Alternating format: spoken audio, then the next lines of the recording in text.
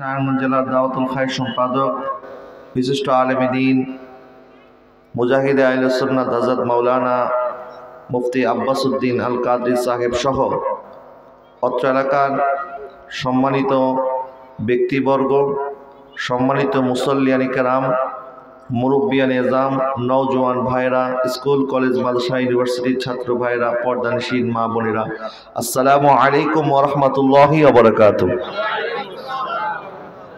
আপনারা সবাই কেমন আছেন? আল্লাহ পাক আজকের এই মাহফিলকে যেন কবুল করে, সবাই বলেন আমিন।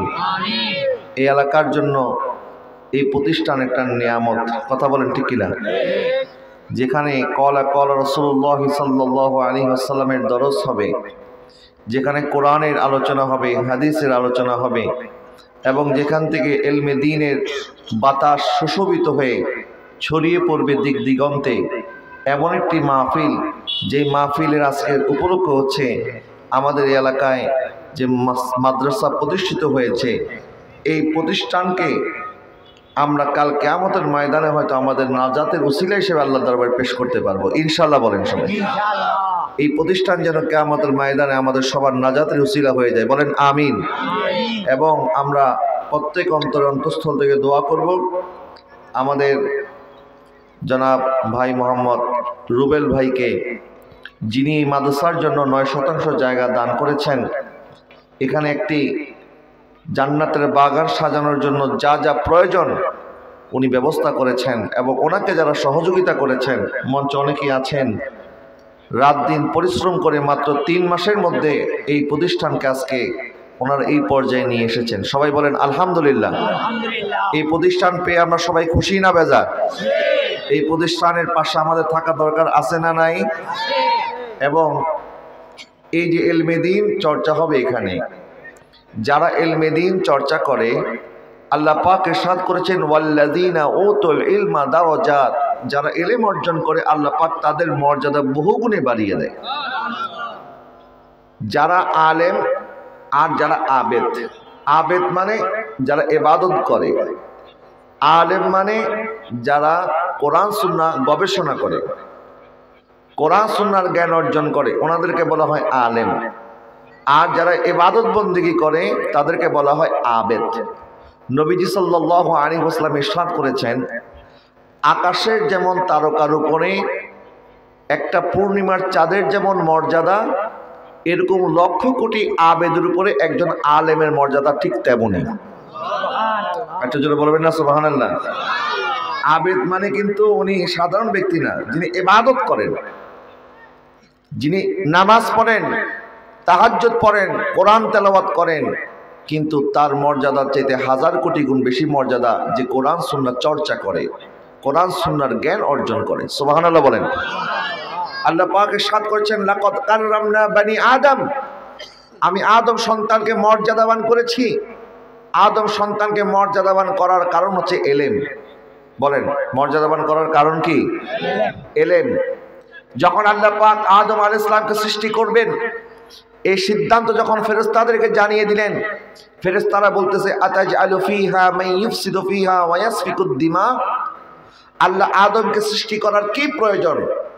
তারা তো দুনিয়ার মধ্যে গিয়ে রক্তপাত করবে, দাঙ্গা ফাসাদ করবে। আল্লাহ তোমার জিকির করার জন্য, তোমার ইবাদত করার জন্য তো আমরা ফেরেশতারাই যথেষ্ট। আল্লাহ পাক জবাব দিয়েছেন ইন্নী আ'লামু মা লা তা'লামুন, আমি যা জানি তোমরা সেটা জানো না। সুবহানাল্লাহ বলেন। আদম আলাইহিস সালামকে কেন সৃষ্টি করা হচ্ছে এটা জানেন কে? বলেন না, জানেন কে? আল্লাহ সুবহানাহু ওয়া তাআলা ইরশাদ করেন ওয়া আল্লামা আদম আল আসমাআ কুল্লাহা, আল্লাহ পাক আদম আলাইহিস সালামকে সমস্ত বস্তুর নাম শিখিয়ে দিয়েছেন। সুম্মা আরাদাহুম আলাল মালাইকা ফাকালা আনবিউনি বিআসমাই হাউলা ইন কুনতুম সাদিকিন, আল্লাহ পাক ফেরেশতাদের সামনে আদম আলাইহিস সালামকে উপস্থাপন করলেন আর বললেন, ফেরেশতারা তোমরা আমার এই আদমকে নিয়ে তোমরা বলেছিলে তাদেরকে সৃষ্টি করার কি দরকার, তারা দুনিয়ার মধ্যে গিয়ে দাঙ্গা করবে, ফাসাদ করবে, এখন তোমরা বলো এই এই বস্তুর নাম কি? ফেরেশতারা বলতেছে আল্লাহ এগুলির ইলম তো আমাদের কাছে নাই, এগুলির ইলম আমাদের কাছে নাই। আল্লাহ পাক আদম আলাইহিস সালামকে জিজ্ঞাসা করলেন, আদম এখন তুমি বলে দাও। আদম আলাইহিস সালামকে আগে শিখিয়ে দিয়েছেন কে? বলেন না, শিখিয়ে দিয়েছেন কে? আদম আলাইহিস সালাম সমস্ত বস্তুর নাম বলে দিলেন। আল্লাহ সুবহানাহু ওয়া তাআলা বলেন, এই যে দেখো তোমরা ইবাদত বন্দেগী করেছো ঠিক আছে, কিন্তু এই জিনিসগুলির নাম তোমরা জানো না। এই জিনিসগুলির নাম আমি আল্লাহ আদমকে শিখিয়ে দিয়েছি। আমার আদম জানে, সুতরাং যারা জানে না আর যারা জানে তারা কখনোই বরাবর নয়। সুতরাং তোমরা আদমের কদমে সিজদা করো। সুবহানাল্লাহ বলেন। আদম আলাইহিস সালামের কদমে সিজদা করলেন ফেরেশতারা কেন? কারণ আদম আলাইহিস সালামের কাছে ইলম আছে, ফেরেশতাদের কাছে ইলম নাই। এই জন্য আল্লাহ পাক বলেছেন, হাল ইয়াস্তাবিল্লাযিনা ইয়ালামুনা ওয়াল্লাযিনা লা ইয়ালামুন। যারা জানে আর যারা জানে না তারা কি কখনোই এক? বলেন না, তারা কি কখনো এক? এই জন্য আমাদের জানার দরকার আছে না নাই? নবীজি সাল্লাল্লাহু আলাইহি ওয়াসাল্লাম ইরশাদ করেছেন, কোন একজন ব্যক্তি একদম জীবনের সন্ধিক্ষণে বৃদ্ধ বয়সে কেউ যদি ইলমে দ্বীন তালাশ করার জন্য ঘর থেকে বের হয় আর ওই অবস্থায় যদি কোনো ব্যক্তির মৃত্যু হয়, তাহলে কাল কিয়ামতের ময়দানে ওই ব্যক্তি আর নবীদের মাঝখানে একটা দরজার পার্থক্য থাকবে। আল্লাহ পাক তাকে এত বেশি মর্যাদাবান করবে। একটা জোরে বলবেন না সুবহানাল্লাহ। এই জন্য ওলামায়ে কেরাম বলেছেন, মৃত্যু সন্নিকটে এখন আপনি কি করবেন? বেশি করে নফল রোজা রাখবেন, নাকি নফল নামাজ পড়বেন, নাকি বেশি দান সদকা করবেন, নাকি বেশি কোরআন তেলাওয়াত করবেন? কি করবেন? যখন মানুষের মৃত্যু ঘনিয়ে আসে অর্থাৎ বয়স হয়ে যায়, তখন কোন কাজটা তার জন্য বেশি প্রয়োজন? এই জন্য ওলামায়ে কেরাম বলেছেন, আমার নবীজির ওই হাদিস যে মৃত্যু সন্নিকটে জেনেও ইলমে দ্বীন তালাশ করার জন্য কেউ যখন ঘর থেকে বের হয়, ইন্তেকালের পর নবী এবং তার মাঝখানে একটা দরজার মধ্যে শুধুমাত্র পার্থক্য থাকে। এই জন্য সে যদি ইলমে দ্বীন তালাশ করতে থাকে এবং ওই অবস্থায় যদি তার মৃত্যু হয়ে যায়, তাহলে আল্লাহ পাক তাকে শাহাদাতের মর্যাদা দান করবে। ইলমে দ্বীনের মর্যাদা আছে না নাই? এবং সমস্ত নবীর উপরে আমার নবীর মর্যাদা, ঠিক না?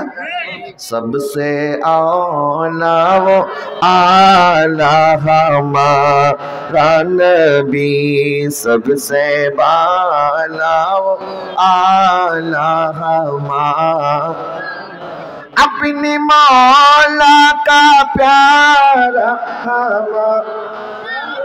भी, अपने मौला का प्यारा हमारा नबी, दोनों आलम का दुल्हा हमारा नबी, सबसे औला वो आला हमारा नबी। सुबहानाल्लाह बोले ना। আমার নবীর মর্যাদার মতো কোন নবীর মর্যাদা নাই। কেন? কারণ আমার নবীর কাছে যে ইলম আছে, এই ইলম কোন নবীকে আল্লাহ দেয় নাই। আমার নবী সবচেয়ে বড় আলেম। এবং নবীজি সাল্লাল্লাহু আলাইহি ওয়াসাল্লামের ইলম কতটুক? আল্লাহ পাক বলেন, ওয়া আল্লামাকা মা লাম তাকুন তা'লাম। হাবিব, আপনি যা জানতেন না আমি আল্লাহ আপনাকে সব জানিয়ে দিয়েছি। নবীজি সাল্লাল্লাহু আলাইহি ওয়াসাল্লাম ইরশাদ করেছেন, এটা জামিয়া তিরমিজির হাদিস। মেরাজের রজনীতে আল্লাহ সুবহানাহু ওয়া তাআলা যখন আমার নবীজি সাল্লাল্লাহু আলাইহি ওয়াসাল্লামকে দাওয়াত দিয়ে নিয়ে গেলেন, তখন আসমানের মধ্যে দুইজন ফেরেশতা কিছু কথা নিয়ে বাদ অনুবাদ করতেছে, ঝগড়া করতেছে। নবীজি সাল্লাল্লাহু আলাইহি ওয়াসাল্লামকে আল্লাহ পাক জিজ্ঞাসা করলেন, হাবিব আপনি বলেন তো এরা কি নিয়ে ঝগড়া করতেছে? নবীজি সাল্লাল্লাহু আলাইহি ওয়াসাল্লাম বললেন, আল্লাহু আ'লাম, আল্লাহই বেহতর জানে, আল্লাহই ভালো জানে। সুবহানাল্লাহ বলেন। নবীজি সাল্লাল্লাহু আলাইহি ওয়াসাল্লাম ইরশাদ করেন, এরপর আমার আল্লাহ সুবহানাহু ওয়া তাআলার কুদরতি হাত দ্বারা আমি মুহাম্মদুর রাসূলুল্লাহ সাল্লাল্লাহু আলাইহি ওয়াসাল্লামের বুকের মধ্যে যখন স্পর্শ করেছে, আমি নবী এমন শীতলতা অনুভব করেছি, এমনকি আমি সৃষ্টি জগতের যা কিছু ইলম আছে সমস্ত ইলম আল্লাহ পাক আমি নবীর সিনার মধ্যে ঢেলে দিয়েছে। একটু যেটা বলেন না সুবহানাল্লাহ। আল্লাহ চাইলে দিতে পারে কি পারে না? ইন্নাল্লাহা আলা কুল্লি শাইইন কাদির। এবং নবীজির ব্যাপারে আল্লাহ পাক বলেছেন, আর রহমান আল্লামাল কোরআন, রহমান তিনি যিনি তার বান্দাকে কোরআন শিখিয়েছেন। সুবহানাল্লাহ।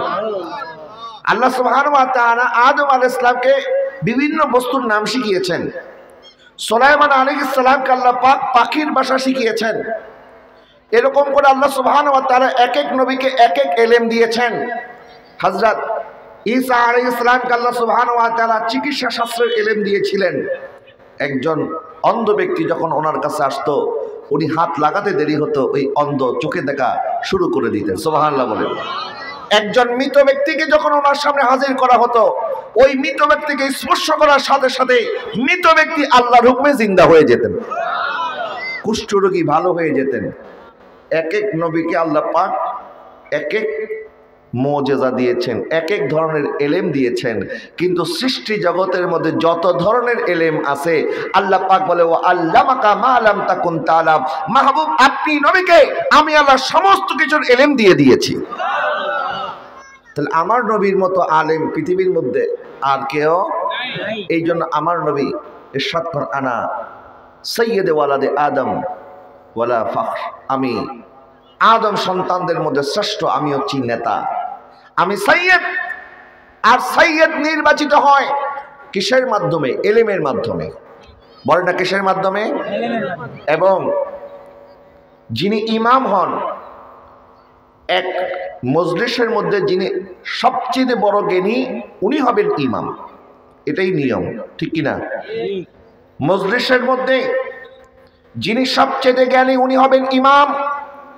আর মেরাজের রজনীতে যখন আমার নবীজি সাল্লাল্লাহু আলাইহি ওয়াসাল্লাম সহ সমস্ত আম্বিয়া আলাইহিস সালামদেরকে আল্লাহ পাক বাইতুল মুকাদ্দাসে একত্রিত করেছেন, সমস্ত নবীদের ইমামতি করেছেন।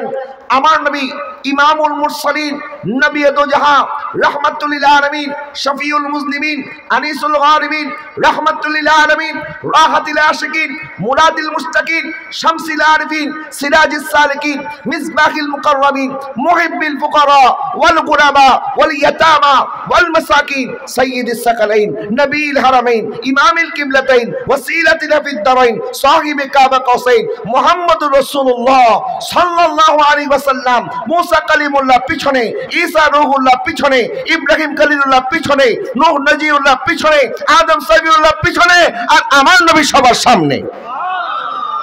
কথা বলেন না ঠিক কিনা? কেন? কারণ আমার নবী হচ্ছে সবচেয়ে বড় আলেম। वो जिसके लिए महफिल कौनैन सजी है, फिरदौस बरी जिसके वसीले से बनी है, वो हाशिमी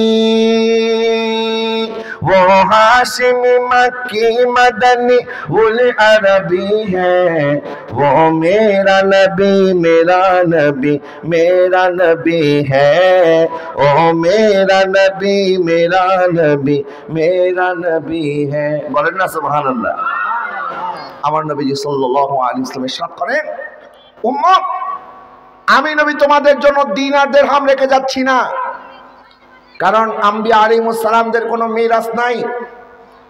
আম্বিয়া আলাইহিস সালাম কখনো কোনো সন্তানের জন্য ধন সম্পদ রেখে যায় না, আর যেগুলি রেখে যায় এগুলি সন্তানদের মধ্যে বন্টন হয় না, এগুলি উম্মতের মধ্যে সদকা হয়ে যায়। এখান থেকেই তো প্রমাণিত আমরা কেউ নবীর মতো নই, আর আমার নবী আমাদের মতো না, ঠিক কিনা বলেন? অনেকে মনে করে যে শুধুমাত্র ওনার উপরে ওহী নাযিল হয়েছে আর আমাদের উপরে হয় না, এতটুকু শুধু পার্থক্য। যারা বলেন না নাউজুবিল্লাহ, এরা হচ্ছে বেয়াদব। বলেন এরা কি? আরে আমার নবী সাল্লাল্লাহু আলাইহি ওয়াসাল্লাম নবীজির একটি পশম মোবারক, একটি চুল মোবারকের বরাবর এত দামি জিনিস পৃথিবীর মধ্যে আর কিছু নাই। কথা বলেন না ঠিক কিনা? আনাস ইবনে মালিক রাদিয়াল্লাহু তাআলা আনহুর কাছে নবীজির একটি চুল মোবারক ছিল। একজন বললেন, আনাস তোমার কাছে একটা নবীজির চুল মোবারক আছে, ওই চুল মোবারকটা কি আমাকে একটু দিবা? তখন আনাস ইবনে মালিক রাদিয়াল্লাহু তাআলা বলতেছেন, আল্লাহর কসম করে বলছি গোটা পৃথিবীকেও যদি আমার হাতে তুলে দেয়, এই পৃথিবী দিয়ে দিলেও আমি নবীর চুল মোবারকের এই একটা চুল মোবারকের বরাবর হবে না। কারণ আমি এই চুল মোবারক রেখে দিয়েছি আমার কাফনের কাপড়ের মধ্যে, যেন আমার নবীর চুল মোবারকটা দিয়ে দেওয়া হয়। পৃথিবীর মানুষের শরীরের ঘাম, মানুষ যত দামি হোক তার ঘামের দুর্গন্ধ কেউ সহ্য করতে চায় না, ঠিক কিনা বলেন? কিন্তু আমার নবী সাল্লাল্লাহু আলাইহি ওয়াসাল্লাম ব্যতিক্রম। আম্মা জান উম্মে সালমা রাদিয়াল্লাহু তাআলা আনহা বলেন, আমার নবী একদিন আরাম ফরমাচ্ছেন, আর নবীজির এই সিনা মুবারক থেকে পাসিনা মুবারক, নবীজির একটু ঘাম মুবারক যখন বেয়ে বেয়ে পড়তেছে, তখন আম্মা জান হযরত উম্মে সালমা একটা শিশির মধ্যে ওই ঘাম মুবারকগুলি সংগ্রহ করতেছে। নবীজির চোখ খুলে ফেললেন আর জিজ্ঞাসা করেন, উম্মে সালমা তুমি এগুলি কি করতেছো? তখন উম্মে সালমা রাদিয়াল্লাহু তাআলা আনহা বলেন, ইয়া রাসূলুল্লাহ, হুজুর আপনার নুরানি ঘাম মুবারক সংগ্রহ করি, কারণ এই ঘাম মুবারক আমরা আতর হিসেবে ব্যবহার করব। रहमते आलम नूरे मुजस्सम, रहमते आलम नूरे मुजस्सम, साहाबीरा अतर बनाए ओई नबीजिर घाम, साहाबीरा अतर बनाए जिरघाम, रहमते आलम नूरे मुजस्सम, रहमते आलम नूरे मुजस्सम, साहाबीरा अतर बनाए ओई नबीजिर घाम, साहाबीरा अतर बनाए। বলেন না সুবহানাল্লাহ। পৃথিবীর কোন আশেক তার মাসুকের থুতু হাতের মধ্যে নেবে না, কিন্তু উরওয়া ইবনে মাসউদ আস-সাকাফি হুদাইবিয়ার জমিনে আমার নবী 1400 সাহাবায়ে কেরামের সাথে বসা। উরওয়া ইবনে মাসউদ আস-সাকাফি কাফেরদের পক্ষ থেকে গোয়েন্দাগিরি করার জন্য এসেছে, আর সেই কাফেরদেরকে গিয়ে বলতেছেন, মক্কার কাফেররা তোমরা কখনোই মুহাম্মদুর রাসূলুল্লাহ সাল্লাল্লাহু আলাইহি ওয়াসাল্লামের সাথে তোমরা বিজয়ী হতে পারবে না। বলে কেন? বলে আমি দেখেছি ওনার সাহাবায়ে কেরাম ওনাকে যেভাবে তাজিম করে সম্মান করে। আমি পারস্যের বাদশার দরবারে গিয়েছি, আমি কিসরা কায়সারের দরবারে গিয়েছি, কোন প্রজাকে রাজাদেরকে এত সম্মান করতে দেখি নাই মুহাম্মদুর রাসূলুল্লাহর সাহাবায়ে কেরামকে, তারা যেভাবে তার নবীকে সম্মান করে। বলে কি দেখেছ? বলে আমি দেখলাম তিনি যখন থুতু মুবারক ফেলেন, এই থুতু মুবারকটা কেউ মাটির মধ্যে পড়তে দেয় না, মাটিতে পড়ার আগেই কোনো না কোনো সাহাবী ওই থুতু মুবারক হাতের মধ্যে নিয়ে মুখের মধ্যে আর বুকের মধ্যে মালিশ করতে থাকে। উরওয়া ইবনে মাসউদ আস-সাকাফি বলতেছেন, তিনি যখন ওযু করেন, সাহাবায়ে কেরাম ওযুর পানি সংগ্রহ করার জন্য এমনভাবে প্রতিযোগিতা করে মনে হয় এক ফোঁটা পানির জন্য তারা নিজের জীবন দিয়ে দেবে। সুতরাং যারা নিজের নবীর ওযুর পানি মুবারককে এত মহব্বত করে, ওই নবীর উম্মতকে কখনো কেউ পরাজিত করতে পারবে না। কথা বলেন না ঠিক কিনা? এই জন্য উম্মতে মুহাম্মদীর সবচেয়ে দামি সম্পদ আমার নবীর ভালোবাসা। বলেন আমার নবীর কি? এটা হচ্ছে আমাদের রূহ। রূহ ছাড়া যেমন শরীর অচল, নবীর মহব্বত ছাড়া আমরা চলতে পারবো না। ঠিক কিনা বলেন? মগজে কুরআন রূহে ঈমান জানে দিল হাসতে হুব্বে রাহমাতুল লিল আলামিন। আমার নবীর মহব্বত যদি কারো অন্তরের মধ্যে না থাকে, এটা একটা খালি কলসের মতো। কথা বলেন ঠিক কিনা? আর শুকনা লাকড়িও তো আমার নবীকে মহব্বত করার কারণে দামি হয়ে গেছে। উস্তুনে হান্নানা, ঠিক কিনা বলেন না? একটা চতুষ্পদ জন্তু যার নাম ছিল ইয়াফুর। আমার নবী এই ইয়াফুরের উপরে আমার নবী কখনো কখনো আরোহণ করতেন। এটা একটা গাধা ছিল, আমরা গাধা বলি না, নবীর কারণে, নবীর নিসবতের কারণে আমরা বলবো গাধা মোবারক। বলেন আমরা কি বলবো? গাধা মোবারক। নবীজির গাধা মোবারকের নাম ছিল ইয়াফুর। নবীজি এই ইয়াফুরকে মাঝে মধ্যে কোনো কোনো সাহাবীর ঘরে পাঠিয়ে দিতেন। কোনো সাহাবীকে ডাকতে দরকার হতো, নবীজি ইয়াফুরকে বলতেন ওই সাহাবীর ঘরে চলে যাও। যখন ওই সাহাবীর ঘরের দরজার মধ্যে গিয়ে ইয়াফুর মাথা দিয়ে একটু বাড়ি দিত, দরজার মধ্যে টোকা দিত, তখন ওই সাহাবী বুঝে যেত যে ইয়াফুর এসেছে, তার মানে আমার নবী সংবাদ পাঠিয়েছে। জোরে বলেন না সুবহানাল্লাহ। যখন আমার নবী সাল্লাল্লাহু আলাইহি ওয়াসাল্লাম দুনিয়া থেকে পর্দা করলেন, আমার নবীর ওফাতের পর এই ইয়াফুর মদিনার অলিতে গলিতে হাঁটতেছে আর আমার নবীকে তালাশ করছে। যখন আমার নবীকে আর খুঁজে পায় না, তখন এই ইয়াফুর একটা কুয়ার মধ্যে ঝাঁপ দিয়ে নিজের জীবন উৎসর্গ করে দিয়েছে। এই ইয়াফুর আমার নবীকে ভালোবাসে। কথা বলেন না ঠিক কিনা? একটা পাথরের পাহাড়, যারা মদিনা শরীফে গিয়েছেন, এই পাহাড়ের নাম জাবালে উহুদ। কি? জাবালে উহুদ পাহাড়।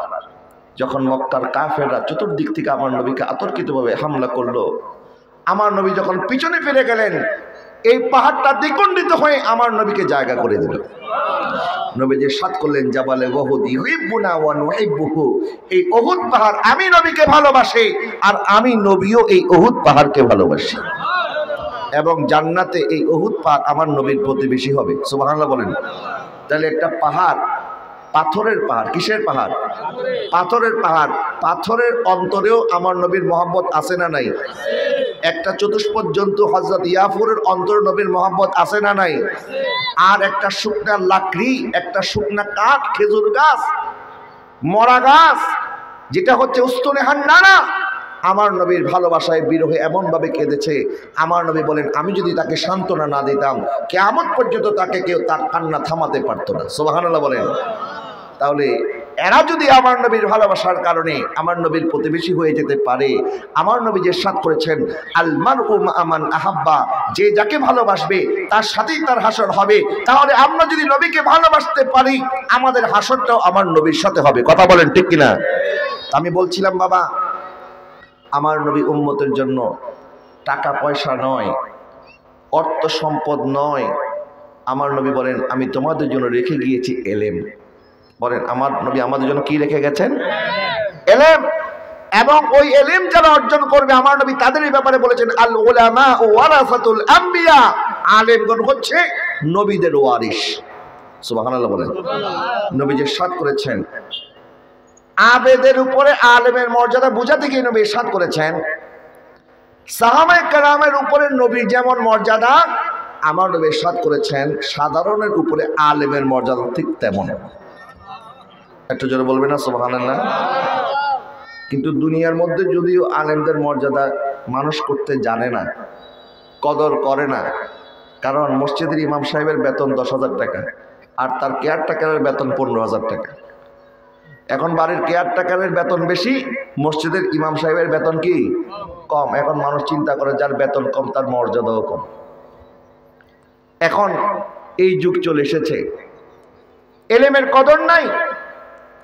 উলামায়ে কেরামের কদর যখন সমাজ থেকে উঠে যাবে, বুঝতে হবে তখন ফিতনা শুরু হয়ে যাবে।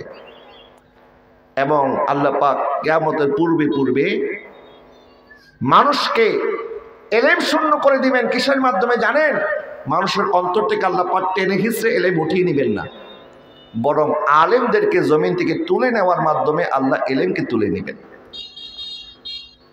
যে সমস্ত উলামায়ে কেরাম এক জামানায় ছিলেন, আজকে টেকনোলজির যুগ, ইন্টারনেটের যুগ, এখন তো আবার চ্যাট জিপিটি আরেকটা চলে আসছে না?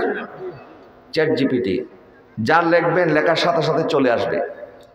এখন যে হাদিস আপনি সার্চ করতে দেরি 1 মিনিটের মধ্যে আপনার সামনে চলে আসবে, কিন্তু এত হাদিস আমরা খুঁজলেই পাবো।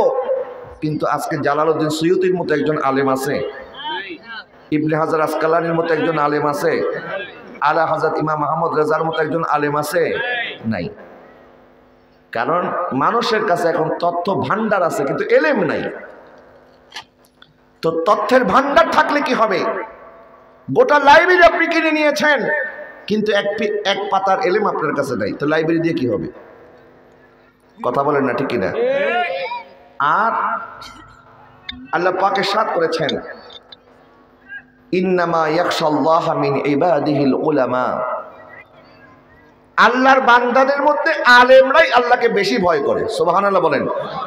তবে ওই আলেম কারা? যারা সত্যিকার আল্লাহওয়ালা। কিয়ামতের একটি আলামত, মানুষ এলেম শিখবে দুনিয়ার জন্য, এটা কিয়ামতের আলামত। মানুষ এলেম শিখবে কিসের জন্য? দুনিয়ার জন্য। অর্থাৎ দুনিয়ার মানুষ আমাকে বড় আলেম বলবে, আমাকে বড় মুফতি মুহাদ্দিস বলবে, আমার নামে লাখ লাখ মানুষ জড়ো হয়ে যাবে, আমার জনপ্রিয়তা দরকার, আমাকে ভাইরাল হতে হবে, আমাকে পপুলারিটি অর্জন করতে হবে। এই যে আশা, এই বাসনা নিয়ে কিছু কিছু মানুষ এলেম অর্জন করবে, এই এলেমই তাকে জাহান্নামে নিয়ে যাওয়ার জন্য যথেষ্ট। কথা বলেন না ঠিক কিনা? এই হাদিস শরীফটা সবাই মনে রাখবেন। নবীজি সাল্লাল্লাহু আলাইহি ওয়াসাল্লাম ইরশাদ করেছেন, কিয়ামতের ময়দানে আল্লাহ পাক সর্বপ্রথম বিচার করবেন একজন শহীদের। বলে না কাকে? একজন শহীদকে বিচার করবেন। আল্লাহ পাক ওই শহীদকে আল্লাহর সমস্ত নিয়ামত সম্পর্কে বলবেন, আমি কি তোমাকে এইটা এইটা এইটা এইটা দেই নাই? ওই শহীদ বলবে, আল্লাহ হ্যাঁ দিছ। আর সেই জন্যই তো আমি তোমার প্রেমে তোমার মহব্বতে জিহাদের ময়দানে গিয়ে শাহাদাত বরণ করে এসেছি। আল্লাহ পাক বলবেন, কাযিবতা, তুমি মিথ্যা কথা বলেছ। তা আল্লাহ পাক জিজ্ঞাসা করবেন, তুমি যে জীবন তো দিয়েছ ঠিক আছে, কিন্তু তোমার উদ্দেশ্য আল্লাহকে রাজি করা ছিল না। তোমার উদ্দেশ্য ছিল আমি মরে গেলে মানুষ আমাকে শহীদ বলবে, মানুষ আমার নামে স্লোগান দেবে, মানুষ আমার নামে বলবে এই লোকটা বড় আল্লাহওয়ালা ছিল, বুজুর্গ ছিল, আল্লাহ রাস্তায় শাহাদাত বরণ করেছে। মানুষের বাহবা পাওয়ার জন্য তুমি শাহাদাত বরণ করেছো, আমাকে পাওয়ার জন্য করো নাই। আল্লাহ পাক তখন হুকুম করবে, তাকে উল্টা লটকিয়ে জাহান্নামের মধ্যে নিক্ষেপ করা হবে। বলেন না নাউজুবিল্লাহ। দুই নাম্বার বিচার হবে একজন আলেম এবং কারি সাহেবের। বলেন একজন আলেম এবং কারি। আল্লাহ পাক বলবেন, আমি কি তোমাকে এই এই এই এই নিয়ামত দেই নাই? ওই আলেম বা কারি সাহেব বলবে, আল্লাহ আমি তো তোমার নিয়ামতের কথা মানুষকে প্রচার করে শুনিয়েছি, আমি তো তোমার কোরআন থেকে সুন্দর সুন্দর তেলাওয়াত করেছি, আমি তো মানুষকে দ্বীনের দাওয়াত দিয়েছি, সুন্দর ওয়াজ নসিহত করছি। আল্লাহ পাক বলবেন, কাযিবতা, তুমি মিথ্যা কথা বলেছো। তুমি দুনিয়ার মধ্যে সুন্দর কণ্ঠে কোরআন তেলাওয়াত করেছো সত্য, সুন্দর ওয়াজ নসিহত করছো সত্য, কিন্তু আমাকে পাওয়ার জন্য না। তুমি ওয়াজ করছো মানুষ তোমাকে বড় আলেম মনে করবে, বড় কারি সাহেব মনে করবে, এই জন্য আল্লাহ পাক ওই আলেম এবং কারি সাহেবকে উল্টা লটকিয়ে তাকেও জাহান্নামে নিক্ষেপ করবে। বলেন না নাউজুবিল্লাহ। তিন নাম্বার বিচার করা হবে একজন দানবীরের। আল্লাহ পাক তাকে আল্লাহর সমস্ত নিয়ামত সম্পর্কে জিজ্ঞাসা করবেন, আর সে বলবে, আল্লাহ আমি তো তোমার নিয়ামত পেয়েছি, এই জন্যই তো তোমার রাস্তায় বেশি করে দান সদকা করছি। আল্লাহ পাক বলবেন, কাযিবতা, তুমি মিথ্যা কথা বলেছো, কারণ তুমি আমার রাস্তায় দান করেছো, মানুষ তোমাকে বড় দানবীর মনে করবে, এই জন্য। মানুষকে খুশি করার জন্য যারা দান করেছে, আল্লাহ পাক কিয়ামতের ময়দানে তাদেরকে উল্টা লটকে জাহান্নামের মধ্যে নিক্ষেপ করবেন। বলেন না নাউজুবিল্লাহ। সুতরাং আমরা ইলম অর্জন করব দুনিয়া পাওয়ার জন্য নয়, মানুষের বাহবা পাওয়ার জন্য নয়, জনপ্রিয়তার জন্য নয়, আমরা মশহুর হওয়ার জন্য নয়, মকবুল হওয়ার জন্য ইলম অর্জন করব। কথা বলেন ঠিক কিনা? আর সম্মান দেওয়ার মালিক কে? আল্লাহ। এই জন্য আপনি না চাইলে দেখবেন আল্লাহ আপনাকে কিভাবে সম্মানিত করবেন আপনি বলতেও পারবেন না। আর যখন আপনি সম্মানের পিছনে দৌড়াবেন, এই সম্মান আপনি অর্জন করতে পারবেন না। এই জন্য সমস্ত কিছু আল্লাহর জন্য ছেড়ে দেন, আল্লাহর রাস্তায় করেন, আল্লাহর উপরে তাওয়াক্কুল করেন। আল্লাহ সুবহানাহু ওয়া তাআলা ইরশাদ করেন, ওয়া মান ইয়াত্তাকিল্লাহা ইয়াজআল লাহু মাখরাজা ওয়া ইয়ারযুকহু মিন হাইসু লা ইয়াহতাসিব ওয়া মান ইয়াতাওয়াক্কাল আলা আল্লাহি ফাহুয়া হাসবুহু। যে আল্লাহর উপরে ভরসা করবে, আমার আল্লাহ তার জন্য যথেষ্ট। আমাদের আল্লাহ আমাদের জন্য যথেষ্ট। কথা বলেন না ঠিক কিনা? আর কারো দরকার আছে? আল্লাহ রাসূল যদি আমাদের সাথে থাকে, আর দুনিয়ার কারো আমাদের দরকার নাই। এই জন্য আজান হচ্ছে, ইনশাআল্লাহ আজানের পরে বয়ান হবে সামান্য, তারপর আমরা ইনশাআল্লাহ নামাজের বিরতি দিব। একটু আজানের, হ্যাঁ 7:15 না, তাহলে বিরতি দিয়ে দিই। আচ্ছা, আর 15 মিনিট আছে, আজানটা হয়ে যাক, এরপর সবাই একটু বসবেন। আমরা 7:10 ইনশাআল্লাহ বিরতি দিয়ে দিব। একটু আজান শোনেন, আজানের জবাব দেন।